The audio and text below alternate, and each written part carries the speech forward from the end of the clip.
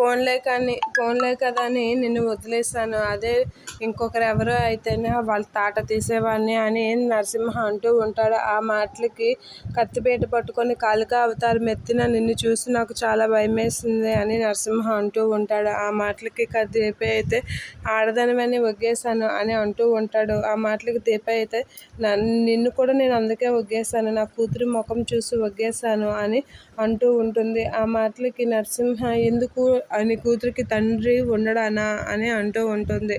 కాదు, తల్లి కూడా దూరం అయితే నా కూతురు ఏమైపోతుందో అని భయంతో వదిలేశాను అని అంటూ ఉంటుంది దీప. ఆ మాటలకి నువ్వు చెప్పిందే నేను నిజం చేస్తాను. నువ్వు ఆ చివరిలో అన్నావు కదా కూతురికి నువ్వు దూరం అవుతావేమోనని, ఆ మాట నేను నిజం చేస్తాను. నిన్ను నీ కూతుర్ని దూరం చేస్తాను అని శబ్దం చేస్తూ ఉంటాడు. నీవు చేయలేని పని గురించి నాకెందుకు చెప్తున్నావు అనేది అంటూ ఉంటుంది.